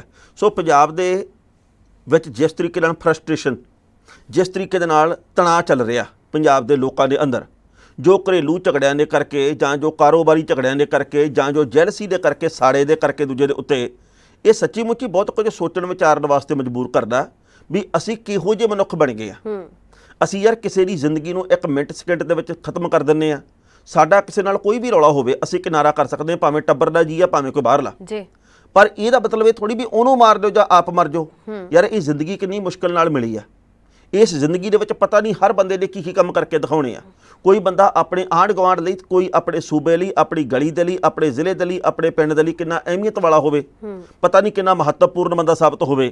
ਸੋ ਨਾ, ਲੱਖੇ ਸਿਧਾਣੇ ਦਾ ਮੈਂ ਇੱਕ ਪਿਛਲੇ ਦਿਨੀ 2 ਦਿਨ ਹੋਏ ਆ ਮੈਂ ਸੁਣ ਰਿਹਾ, ਕੱਲ੍ਹ ਵੀ ਉਹਨੇ ਜਾ ਕੇ ਉੱਥੇ ਤੇ ਮੂਸਾ ਪਿੰਡ ਦੇ ਵਿੱਚ ਕਿਹਾ, ਉਹਨੇ ਕਿਹਾ ਵੀ ਯਾਰ ਅਸੀਂ ਜ਼ਿੰਦਗੀ ਦੇ ਵਿੱਚ ਬਹੁਤ ਕੌੜੇ ਮਿੱਠੇ ਤਜਰਬੇ ਕੀਤੇ ਆ, ਜ਼ਿੰਦਗੀ ਦੇ ਵਿੱਚ ਬਹੁਤ ਤਰ੍ਹਾਂ ਦੀਆਂ ਹਵਾਵਾਂ ਵਗਦੀਆਂ ਵੇਖੀਆਂ, ਪਰ ਆਹ ਤਾਂ ਯਾਰ ਅਨਰਥ ਕਰਨ ਵਾਲੀ ਗੱਲ ਆ। ਇੱਦਾਂ ਤਾਂ ਕਦੇ ਵੀ ਨਹੀਂ ਹੁੰਦਾ ਸੀ ਤੇ ਇੱਦਾਂ ਕਦੇ ਵੀ ਨਹੀਂ ਹੋਣਾ ਚਾਹੀਦਾ ਸੀ। ਸੋ ਪੰਜਾਬ ਦੇ ਲੋਕਾਂ ਨੂੰ ਥੋੜ੍ਹੀ ਜਿਹੀ ਤਹਿਜ਼ੀਬ ਤੋਂ ਕੰਮ ਲੈਣਾ ਪਊਗਾ। ਪੰਜਾਬ ਦੇ ਲੋਕਾਂ ਨੂੰ ਥੋੜ੍ਹਾ ਜਿਹਾ ਠਰਮੇ ਦੇ ਨਾਲ ਚੱਲਣਾ ਪਊਗਾ। ਪੰਜਾਬ ਦੇ ਵਿੱਚ ਅਸੀਂ ਜੋਸ਼ ਦੇ ਵਿੱਚ ਆਉਣ ਲੱਗੇ ਵੀ ਸਕਿੰਟ ਲਾਉਨੇ ਆ ਤੇ ਬਿਲਕੁਲ ਝੱਗ ਵਾਂਗੂ 1 ਮਿੰਟ ਦੇ ਵਿੱਚ ਥੱਲੇ ਵੀ ਬੈਠ ਜਾਂਦੇ ਆ। ਸੋ ਸੋਚਣਾ ਪਊਗਾ ਵੀ ਅਸੀਂ ਕਿੱਥੇ ਕੀ ਕਰਨਾ ਤੇ ਕਿੱਥੇ ਕੀ ਨਹੀਂ ਕਰਨਾ। ਸਾਡੇ ਹਿੱਸੇ ਦੇ ਵਿੱਚ ਆਉਂਦੀਆਂ ਜ਼ਿੰਮੇਵਾਰੀਆਂ ਕਿਹੜੀਆਂ, ਕਿਹਦੀ ਅਸੀਂ ਜ਼ਿੰਦਗੀ ਦੇ ਨਾਲ ਧਿਰ ਬਣ ਕੇ ਖੜਨਾ ਤੇ ਜਿਹਦੇ ਨਾਲ ਨਹੀਂ ਬਣਦੀ ਉਹਦੇ ਕੋਲੋਂ ਕਿਨਾਰਾ ਕਿਵੇਂ ਕਰਨਾ, ਪਰ ਉਹਨੂੰ ਮਾਰਨਾ ਨਹੀਂ, ਉਹਦਾ ਕੋਈ ਜਾਨੀ ਮਾਲੀ ਨੁਕਸਾਨ ਨਹੀਂ ਕਰਨਾ। ਜੀ ਬਿਲਕੁਲ। ਅਸਲ 'ਚ ਸਾਨੂੰ ਸਬਰ ਸੰਤੋਖ ਨਾਲ ਰਹਿਣਾ ਸਿੱਖਣਾ ਪਊਗਾ। ਮੈਨੂੰ ਲੱਗਦਾ ਦੁਬਾਰਾ ਤੋਂ ਸਾਡੇ ਅੰਦਰੋਂ ਪੇਸ਼ੈਂਸ, ਸਬਰ ਖਤਮ ਹੋ ਗਿਆ। ਅਸੀਂ ਉਸੇ ਵੇਲੇ ਮਤਲਬ ਤਾ ਦੇ ਵਿੱਚ ਆ ਕੇ ਕੀ ਕਰ ਬੈਠਦੇ ਆ, ਕਈ ਵਾਰ ਸਾਨੂੰ ਆਪ ਨੂੰ ਨਹੀਂ ਪਤਾ ਲੱਗਦਾ ਹੈ ਨਾ। ਇਹ ਗੁੱਸਾ ਕੁਝ ਮਿੰਟਾਂ, ਕੁਝ ਸਕਿੰਟਾਂ ਦਾ ਹੁੰਦਾ ਟਾਣਾ ਸਾਹਿਬ। ਜਦੋਂ ਉਹ ਪਲ ਨਿਕਲ ਜਾਂਦੇ ਨੇ, ਬੰਦਾ ਫਿਰ ਦੁਬਾਰਾ ਆਮ ਜਿਹਾ ਹੋ ਜਾਂਦਾ, ਫਿਰ ਉਹਨੂੰ ਇਹ ਲੱਗਦਾ ਵੀ ਨਹੀਂ ਮੈਂ ਬਹੁਤ ਗੁੱਸੇ 'ਚ ਆ ਗਿਆ ਸੀ, ਪਰ ਉਹ ਪਲ ਕੱਢਣੇ ਹੀ ਔਖੇ ਹੁੰਦੇ ਨੇ। ਇਸ ਲਈ ਸਾਨੂੰ ਥੋੜਾ ਜਿਹਾ ਸਬਰ ਸੰਤੋਖ ਨਾਲ ਕੰਮ ਲੈਣਾ ਆਉਣਾ ਚਾਹੀਦਾ। ਸਾਨੂੰ ਥੋੜਾ ਜਿਹਾ ਸਬਰ ਨੂੰ ਆਪਣੀ ਜ਼ਿੰਦਗੀ ਦਾ ਹਿੱਸਾ ਬਣਾਉਣਾ ਆਉਣਾ ਚਾਹੀਦਾ। ਅਸੀਂ ਜਿਸ ਹਿਸਾਬ ਦੇ ਨਾਲ ਤਾ ਦੇ ਵਿੱਚ ਤੁਰੇ ਫਿਰਦੇ ਆ ਨਾ, ਇਹ ਥੋੜਾ ਜਿਹਾ ਰੋਕਣਾ ਚਾਹੀਦਾ ਆਪਣੇ। ਇੱਕ ਮੇਰੀ ਬੇਨਤੀ ਪੱਤਰਕਾਰ ਵੀਰਾਂ ਨੂੰ ਵੀ ਆ, ਜਿਹੜੇ ਕਿ ਕਿਸੇ ਵੀ ਥਾਂ ਦੇ ਉੱਤੇ ਮਾਈਕ ਚੱਕ ਕੇ ਤੁਰ ਪੈਂਦੇ ਆ। ਆਹ ਦੇਖੋ ਹੁਣ ਸਿੱਧੂ ਮੂਸੇਵਾਲਾ ਦੀ ਮੰਗੇਤਰ ਦੇ ਪਿੰਡ ਦੇ ਵਿੱਚ ਕੁਝ ਪੱਤਰਕਾਰ ਗਏ, ਕੁਝ ਮਹੀਨਿਆਂ ਬਾਅਦ ਜਾਂ ਕੁਝ ਦਿਨਾਂ ਬਾਅਦ ਕਹਿ ਲਈਏ ਉਹਦਾ ਵਿਆਹ ਵੀ ਸੀਗਾ, ਪਰ ਉੱਥੇ ਜਾ ਕੇ ਉਹਦੇ ਪਿੰਡ ਦੇ ਵਿੱਚ, ਕੁੜੀ ਦੇ ਪਿੰਡ ਦੇ ਵਿੱਚ ਜਾ ਕੇ ਲੋਕਾਂ ਨੂੰ ਪੁੱਛ ਰਹੇ ਆ ਤੁਹਾਨੂੰ ਕਿਵੇਂ ਲੱਗ ਰਿਹਾ, ਤੁਸੀਂ ਕੀ ਕਹਿਣਾ ਚਾਹੋਗੇ ਵੀ ਯਾਰ ਇਹ ਕੋਈ ਪੱਤਰਕਾਰੀ ਹੈ। ਤੁਸੀਂ ਤੁਰਦੇ ਤੁਰਦੇ ਆਮ ਆਦਮੀ ਪਾਰਟੀ ਦੀ ਵਿਧਾਇਕਾ ਦੇ ਵਿਆਹ ਵਾਲੇ ਕਮਰੇ ਤੱਕ ਪਹੁੰਚ ਗਏ ਸੀ, ਹੁਣ ਤੁਸੀਂ ਇੱਥੇ ਸਿੱਧੂ ਮੂਸੇਵਾਲਾ ਦੀ ਮੰਗੇਤਰ ਦੇ ਪਿੰਡ ਦੇ ਵਿੱਚ ਉਹਦੇ ਘਰ ਦੇ ਵਿੱਚ ਪਹੁੰਚ ਗਏ ਆ।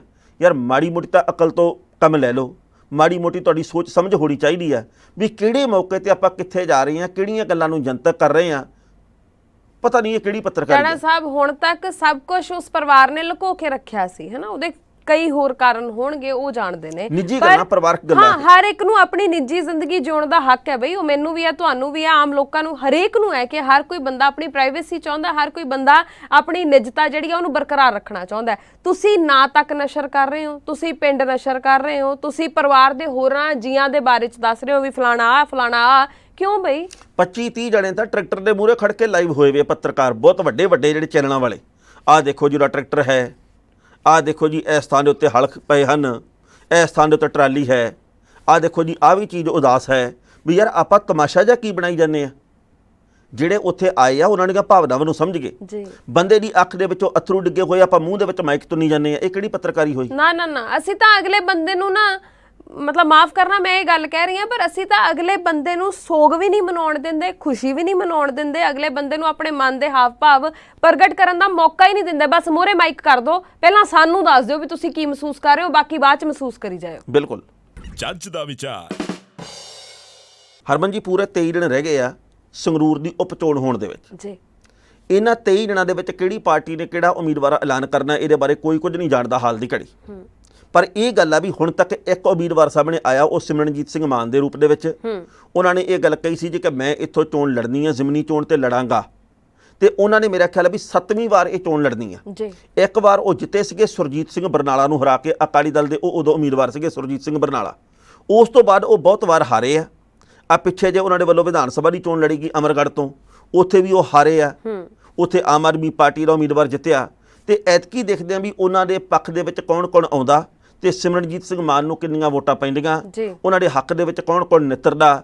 ਸੋ ਉਹਨਾਂ ਨੇ ਇਹ ਗੱਲ ਕਹੀ ਹੈ ਜੀ ਕਿ ਮੈਂ ਮੈਦਾਨ ਦੇ ਵਿੱਚ ਆ, ਪਰ ਹਾਲੇ ਤੱਕ ਅਕਾਲੀ ਦਲ ਨੇ, ਹਾਲੇ ਤੱਕ ਆਮ ਆਦਮੀ ਪਾਰਟੀ ਨੇ, ਹਾਲੇ ਤੱਕ ਕਾਂਗਰਸ ਨੇ, ਹਾਲੇ ਤੱਕ ਕਿਸੇ ਵੀ ਹੋਰ ਛੋਟੀ ਵੱਡੀ ਸਿਆਸੀ ਧਿਰ ਨੇ, ਬੀਜੇਪੀ ਨੇ ਕੋਈ ਉਮੀਦਵਾਰ ਨਹੀਂ ਐਲਾਨਿਆ।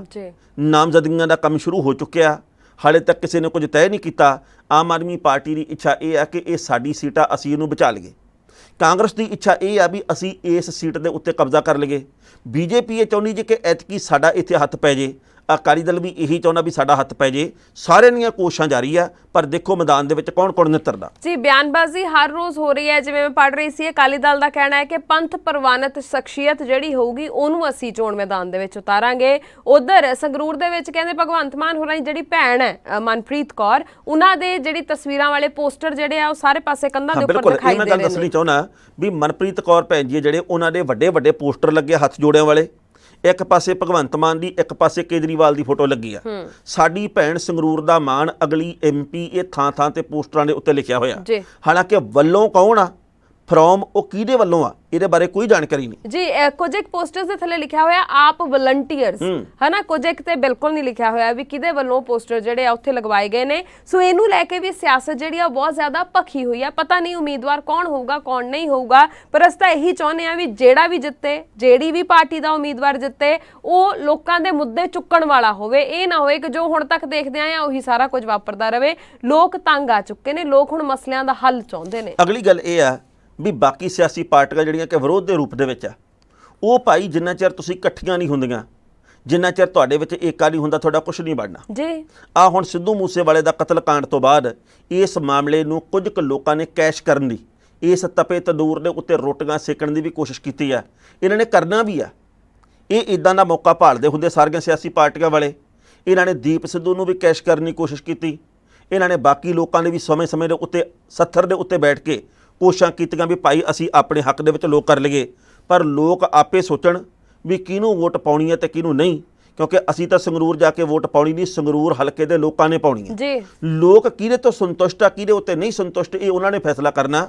ਪਰ ਸਾਰੀਆਂ ਸਿਆਸੀ ਪਾਰਟੀਆਂ ਦੀ ਪੂਰੀ ਕੋਸ਼ਿਸ਼ ਹੈ ਵੀ ਅਸੀਂ ਇੱਥੋਂ ਮੱਲ ਮਾਰ ਲਈਏ ਜੀ। ਵੈਸੇ ਵੀ ਤਾਂ ਹਰੇਕ ਦਾ ਵਕਾਰ ਇਸ ਵੇਲੇ ਕਹਿ ਸਕਦੇ ਹਾਂ ਦਾਅ ਦੇ ਉੱਪਰ ਲੱਗਿਆ ਹੋਇਆ, ਕਿਉਂਕਿ ਇਹ ਨਤੀਜੇ ਵੀ ਬਹੁਤ ਕੁਝ ਸਾਫ਼ ਕਰ ਦੇਣਗੇ ਕਿ ਲੋਕਾਂ ਦਾ ਮੋਹ ਕਿਹੜੇ ਵਾਲੇ ਪਾਸੇ ਹੈ, ਲੋਕਾਂ ਦਾ ਝੁਕਾਅ ਕਿਹੜੇ ਵਾਲੇ ਪਾਸੇ ਹੈ, ਲੋਕ ਕਿਹਨੂੰ ਵਾਕਈ ਚਾਹੁੰਦੇ ਨੇ ਕਿ ਉਹ ਅੱਗੇ ਵਧੇ ਪਾਰਟੀ। ਸੋ ਇਸ ਲਈ ਇਹਨਾਂ ਨਤੀਜਿਆਂ ਨੇ ਬਹੁਤ ਕੁਝ ਸਾਫ਼ ਕਰ ਦੇਣਾ। ਬਿਲਕੁਲ ਸਹੀ ਗੱਲ ਆ। ਸੋ ਪੰਜਾਬ ਦੇ ਵਿੱਚ ਕੁਝ ਚੰਗਾ ਹੋਵੇ, ਪੰਜਾਬ ਦੇ ਲੋਕਾਂ ਨਾਲ ਕੀਤੇ ਹੋਏ ਸਾਰੇ ਵਾਅਦੇ ਪੂਰੇ ਹੋਣ, ਤੇ ਜਿਹੜੀ ਵੀ ਪਾਰਟੀ ਸੱਤਾ ਦੇ ਵਿੱਚ ਆਉਂਦੀ ਆ ਉਹ ਭੁੱਲੇ ਨਾ ਵੀ ਅਸੀਂ ਲੋਕਾਂ ਨਾਲ ਵਾਅਦੇ ਕੀਤੇ ਕਿਹੜੇ ਆ ਜੀ। ਤੇ ਕੋਈ ਵੀ ਫੈਸਲਾ ਲੈਣ ਤੋਂ ਪਹਿਲਾਂ 100 ਵਾਰ ਉਹਦੇ ਬਾਰੇ ਸੋਚਿਆ ਜਾਵੇ ਕਿ ਅਸੀਂ ਇਹ ਗਲਤ ਤਾਂ ਨਹੀਂ ਕੰਮ ਕਰ ਰਹੇ। ਤੇ ਪੰਜਾਬ ਦੇ ਵਿੱਚ ਲੈ ਗਏ ਫੈਸਲੇ ਦੀ ਇਸ਼ਤਿਹਾਰਬਾਜ਼ੀ ਹੋਰ ਸੂਬਿਆਂ ਦੇ ਵਿੱਚ ਨਾ ਕੀਤੀ ਜਾਵੇ। ਗੱਲ ਪੰਜਾਬ ਦੀ ਹੋਵੇ ਤੇ ਚਰਚਾ ਅਸੀਂ ਗੁਜਰਾਤ ਦੀਆਂ ਅਖਬਾਰਾਂ 'ਚ ਕਰੀਏ, ਗੱਲ ਪੰਜਾਬ ਦੀ ਹੋਵੇ ਤੇ ਰੌਲਾ ਅਸੀਂ ਹਿਮਾਚਲ ਦੀਆਂ ਅਖਬਾਰਾਂ 'ਚ ਪਾਈਏ। ਇਹ ਵੀ ਗੱਲਾਂ ਸ਼ੋਭਦੀਆਂ ਨਹੀਂ, ਇਹ ਵੀ ਪੰਜਾਬ ਦਾ ਪੈਸਾ ਬਰਬਾਦ ਆ। ਬਿਲਕੁਲ ਸਹੀ। ਇਹ ਵੀ ਸੋਚਣਾ ਚਾਹੀਦਾ। ਇਹ ਕਾਂਗਰਸ ਤੇ ਵੀ ਗੱਲ ਲਾਗੂ ਹੁੰਦੀ ਹੈ, ਅਕਾਲੀ ਦਲ ਤੇ ਵੀ ਹੁੰਦੀ ਹੈ, ਬੀਜੇਪੀ ਤੇ ਵੀ ਹੁੰਦੀ ਹੈ, ਆਪ ਤੇ ਵੀ ਹੁੰਦੀ ਹੈ। ਇੱਕ ਇੱਕ ਪੈਸਾ ਲੋਕਾਂ ਦਾ ਬਹੁਤ ਕੀਮਤੀ ਹੈ ਜੀ। ਉਸ ਪੈਸੇ ਨੂੰ ਬਚਾਈਏ, ਉਸ ਪੈਸੇ ਨੂੰ ਬਚਾਉਣ ਦੀਆਂ ਕੋਸ਼ਿਸ਼ਾਂ ਕਰੀਏ। ਬਿਲਕੁਲ ਸਹੀ। ਜੱਜ ਦਾ ਵਿਚਾਰ। ਹਰਮਨ ਜੀ, ਸੰਤ ਬਲਵੀਰ ਸਿੰਘ ਸੀਚੇਵਾਲ ਨੇ ਤੇ ਵਿਕਰਮਜੀਤ ਸਿੰਘ ਸਾਨੀ, ਉਹਨਾਂ ਦੋਹਾਂ ਨੇ ਨਾਮਜ਼ਦਗੀ ਕਾਗਜ਼ ਦਾਖਲ ਕਰਤੇ ਰਾਜ ਸਭਾ ਦੇ ਲਈ ਜੀ। ਵਿਰੋਧ ਦੇ ਵਿੱਚ ਕੋਈ ਹੈ ਨਹੀਂਗਾ, ਇਸ ਕਰਕੇ ਦੋਵੇਂ ਸ਼ਖਸੀਅਤਾਂ ਦਾ ਰਾਜ ਸਭਾ ਦੀਆਂ ਪੌੜੀਆਂ ਚੜ੍ਹਨਾ 100% ਤੈਅ ਆ। ਮੈਂ ਪਹਿਲੀ ਵਾਰ ਸੰਤੁਸ਼ਟੀ ਮਹਿਸੂਸ ਕੀਤੀ ਹੈ ਇਸ ਗੱਲ ਦੇ ਉੱਤੇ ਥੋੜ੍ਹੀ ਜੀ ਵੀ ਯਾਰ ਆਮ ਆਦਮੀ ਪਾਰਟੀ ਨੇ ਇਸ ਮਾਮਲੇ 'ਚ ਕੰਮ ਚੰਗਾ ਕੀਤਾ। ਜਿਹੜੇ ਇਸ ਤੋਂ ਪਹਿਲਾਂ 5 ਚੁਣੇ ਆ ਉਹਨਾਂ ਦੇ ਉੱਤੇ ਵਿਵਾਦ ਪੈਦਾ ਹੋਇਆ, ਉਹਨਾਂ ਦੇ ਵਿੱਚੋਂ ਕਈਆਂ ਦੀ ਦੇਣ ਵੀ ਕੋਈ ਨਹੀਂ। ਦੇਣ ਇਹ ਹੋ ਸਕਦੀ ਵੀ ਪਾਰਟੀ ਦੇ ਵਫਾਦਾਰ ਆ, ਪਰ ਉਹਨਾਂ ਨੂੰ ਪੰਜਾਬ ਦੇ ਬਾਰੇ ਕਿੰਨਾ ਕੁ ਇਲਮ ਆ, ਕਦੇ ਆਮੋ ਸਾਹਮਣੇ ਬੈਠ ਕੇ ਇੰਟਰਵਿਊ ਕਰਕੇ ਦੇਖਣ, ਪੁੱਛ ਕੇ ਉਹਨਾਂ ਨੂੰ ਵੀ ਪੰਜਾਬ ਦੇ ਪਾਣੀਆਂ ਬਾਰੇ ਕੀ ਸੋਚਦੇ ਆ, ਪੁੱਛ ਕੇ ਵੀ ਚੰਡੀਗੜ੍ਹ ਦੇ ਮਸਲੇ ਬਾਰੇ ਕੀ ਕਹਿੰਦੇ ਆ, SYL ਦੇ ਬਾਰੇ ਤੁਹਾਡਾ ਕੀ ਸੋਚਣਾ, 1984 ਕਤਲੇਆਮ ਦੇ ਬਾਰੇ ਕੀ ਕਹਿੰਦੇ ਹੋ, ਬੋਲੋ ਵੀ ਗਵਾਂਢੀ ਸੂਬੇ ਨੂੰ ਅਸੀਂ ਪਾਣੀ ਜਾਣ ਦੇਣਾ ਕਿ ਨਹੀਂ ਜਾਣ ਦੇਣਾ। ਪਰ ਉਹ ਮੌਕਾ ਘੱਟ ਦਿੰਦੇ ਆ ਜਾਂ ਦਿੰਦੇ ਨਹੀਂ, ਉਹ ਆਪਦੀ ਗੱਲ ਕਰਦੇ ਕੈਮਰੇ ਮੂਹਰੇ ਬਹਿ ਕੇ ਤੇ ਭੇਜ ਦਿੰਦੇ ਆ ਤੇ ਪੱਤਰਕਾਰ ਦੇ ਨਾਲ ਮੱਥੀ ਨਾ ਲੱਗੀਏ ਤੇ ਇਦਾਂ ਦੀਆਂ ਕੋਸ਼ਿਸ਼ਾਂ ਰਹਿਣਗੀਆਂ। ਪਰ ਬਲਵੀਰ ਸਿੰਘ ਸੀਚੇਵਾਲ ਹੋਰਾਂ ਨੇ ਸੰਤਗਿਰੀ ਦੀ ਅਸਲ ਮਿਸਾਲ ਪੈਦਾ ਕੀਤੀ। ਅਸਲ 'ਚ ਸੰਤ ਇਹੋ ਜਿਹੇ ਹੁੰਦੇ। ਇੱਕ ਨਾ ਮੈਂ ਪਿੱਛੇ ਜੇ ਪੜਿਆ ਸੀ ਕਿ ਸਾਧਾਂ ਦੇ ਤਾਂ ਵਗ ਫਿਰਦੇ, ਦੱਸ ਕਿਹਦੇ ਪੈਰੀ ਹੱਥ ਲਾਵਾਂ। ਪਰ ਸੱਚੀ ਮੁੱਚੀ ਜੇਕਰ ਸੰਤ ਦੀ ਗੱਲ ਕਰੀਏ ਤਾਂ ਕਈ ਹੋਰ ਸ਼ਖਸੀਅਤਾਂ ਵੀ ਹੈਗੀਆਂ, ਪਰ ਬਲਵੀਰ ਸਿੰਘ ਸੀਚੇਵਾਲ ਨੇ ਜ਼ਿੰਦਗੀ ਦਾ ਵੱਡਾ ਹਿੱਸਾ ਜਿਵੇਂ ਵਾਤਾਵਰਣ ਦੇ ਪ੍ਰੇਮ ਦੇ ਲੇਖੇ ਲਾਇਆ, ਵਾਤਾਵਰਣ ਬਚਾਉਣ ਦੇ ਲੇਖੇ ਲਾਇਆ। ਤੇ ਇੱਕ ਗੱਲ ਮੈਨੂੰ ਹੋਰ ਬੜੀ ਚੰਗੀ ਲੱਗੀ, ਉਹ ਕਹਿੰਦੇ ਵੀ ਆਪ ਮੈਨੂੰ ਰਾਜ ਸਭਾ ਦੇ ਵਿੱਚ ਭੇਜ ਰਹੀ ਆ, ਪਰ ਇਹਦਾ ਮਤਲਬ ਇਹ ਨਹੀਂ ਕਿ ਮੈਂ ਇਹਨਾਂ ਦੀ ਖਾਤਰ ਸੂਬਿਆਂ 'ਚ ਜਾ ਕੇ ਪ੍ਰਚਾਰ ਕਰਾਂ, ਮੈਂ ਜਾ ਕੇ ਪ੍ਰੈਸ ਕਾਨਫਰੰਸਾਂ ਕਰਾਂ, ਮੈਂ ਸੋਹਲੇ ਗਾਵਾਂ। ਮੈਂ ਰਾਜ ਸਭਾ ਦੇ ਵਿੱਚ ਵੀ ਧਰਤੀ ਹੇਠਲੇ ਪਾਣੀ ਦੀ ਗੱਲ ਕਰਨੀ ਆ, ਦਰਖਤਾਂ ਦੀ ਕਟਾਈ ਦੀ ਗੱਲ ਕਰਨੀ ਆ, ਦਰਖਤ ਕਿਵੇਂ ਲਾਏ ਜਾਣ, ਕਿਵੇਂ ਬਚਾਏ ਜਾਣ ਦੀ ਗੱਲ ਕਰਨੀ ਆ, ਸਪਰੇਆਂ ਤੋਂ ਬਚਾਅ ਕਰੋ, ਖੇਤੀਬਾੜੀ ਨੂੰ ਕਿਵੇਂ ਸਹੀ ਕੀਤਾ ਜਾਵੇ। ਸੋ ਵਾਤਾਵਰਨ ਦੀ ਗੱਲ ਕਰਨੀ ਹੈ। ਮੈਂ ਕੋਈ ਇਹ ਨਹੀਂ ਵੀ ਭਾਈ ਤੁਸੀਂ ਮੈਨੂੰ ਰਾਜ ਸਭਾ ਦੀ ਮੈਂਬਰੀ ਦਿੱਤੀ ਹੈ ਤੇ ਮੈਨੂੰ ਜਿਹੜੇ ਮਰਜ਼ੀ ਪਾਸੇ ਲੈ ਜਾਓ। ਜੀ ਬਿਲਕੁਲ। ਔਰ ਸਭ ਤੋਂ ਵੱਡੀ ਚੀਜ਼ ਜਿਹੜੀ ਮੈਨੂੰ ਉਹਨਾਂ ਦੀ ਚੰਗੀ ਲੱਗਦੀ ਹੈ ਟਾਣਾ ਸਾਹਿਬ, ਇੱਕ ਤਾਂ ਉਹ ਵਾਤਾਵਰਨ ਪ੍ਰੇਮੀ ਨੇ ਔਰ ਉਹਨਾਂ ਨੇ ਵਾਕਈ ਪ੍ਰੇਮੀ ਬਣ ਕੇ ਦਿਖਾਇਆ ਹੈ ਨਾ। ਇਹ ਨਹੀਂ ਵੀ ਗੱਲਾਂ ਹੋਰ ਤੇ ਕੰਮ ਹੋਰ ਨੇ। ਦੂਜੀ ਗੱਲ, ਉਹਨਾਂ ਨੇ ਹੱਥੀਂ ਕੰਮ ਕਰਕੇ ਵੀ ਲੋਕਾਂ ਨੂੰ ਦਿਖਾਇਆ। ਜਿਸ ਤਰੀਕੇ ਨਾਲ ਉਹਨਾਂ ਨੇ ਵੇਈਂ ਦੀ ਸਫਾਈ ਕਰਨ ਦੇ ਲਈ ਕੋਸ਼ਿਸ਼ਾਂ ਕੀਤੀਆਂ, ਜਿਵੇਂ ਉਹਨਾਂ ਦੀਆਂ ਤਸਵੀਰਾਂ, ਜਿਵੇਂ ਉਹਨਾਂ ਦੇ ਕੰਮ ਸਾਹਮਣੇ ਆਉਂਦੇ ਰਹੇ ਨੇ। ਤੁਹਾਨੂੰ ਯਾਦ ਹੈ ਟਾਣਾ ਸਾਹਿਬ, ਜਦੋਂ ਪੰਜਾਬ ਦੇ ਵਿੱਚ ਹੜ੍ਹ ਆਇਆ ਸੀ ਤੇ ਆਪਾਂ ਉਹ ਜਿਹੜੇ ਹੜ੍ਹ ਨਾਲ ਪ੍ਰਭਾਵਿਤ ਇਲਾਕੇ ਸੀ ਉਹਨਾਂ ਦੇ ਵਿੱਚ ਗਏ ਸੀ ਤੇ ਉੱਥੇ ਆਪਾਂ ਅੱਖੀਂ ਵੇਖਿਆ ਸੀ ਵੀ ਕਿਸ ਤਰੀਕੇ ਦੇ ਨਾਲ ਉਹ ਆਪਣੇ ਸਿਰ ਦੇ ਉੱਪਰ ਜਿਹੜਾ ਸਮਾਨ ਲੱਦ ਕੇ ਤੇ ਉਹਨੂੰ ਇੱਕ ਥਾਂ ਤੋਂ ਦੂਜੀ ਥਾਂ ਦੇ ਉੱਤੇ ਪਹੁੰਚਾ ਰਹੇ ਸੀ, ਲੋੜ ਦੀਆਂ ਚੀਜ਼ਾਂ ਲੋਕਾਂ ਨੂੰ ਦੇ ਰਹੇ ਸੀ। ਵਾਕਈ ਉਹ ਵੇਖ ਕੇ ਉਹ ਲੱਗਦਾ ਸੀ ਕਿ ਸੰਤ ਤਾਂ ਇਹੋ ਜਿਹੇ ਹੀ ਹੁੰਦੇ ਨੇ। ਬਿਲਕੁਲ ਜੀ। ਤੇ ਜਿਹੜੇ ਵਿਕਰਮਜੀਤ ਸਿੰਘ ਸਾਹਨੀ ਆ ਉਹ ਵੀ ਸਮਾਜ ਸੇਵੀ ਵੀ ਆ, ਗਾਇਕ ਵੀ ਆ, ਕਲਾ ਪ੍ਰੇਮੀ ਵੀ ਆ। ਜਦੋਂ ਅਫਗਾਨਿਸਤਾਨ ਦੇ ਵਿੱਚੋਂ ਸਿੱਖ ਇੱਥੇ ਉੱਠ ਕੇ ਆਏ, ਜਦੋਂ ਮਾਹੌਲ ਖਰਾਬ ਹੋਇਆ, ਉਹਨਾਂ ਦੇ ਮੁੜ ਵਸੇਬੇ ਲਈ ਕੰਮ ਕੀਤੇ, ਕਰੋਨਾ ਮਹਾਮਾਰੀ ਦੇ ਵਿੱਚ ਬੜੇ ਕੰਮ ਕੀਤੇ।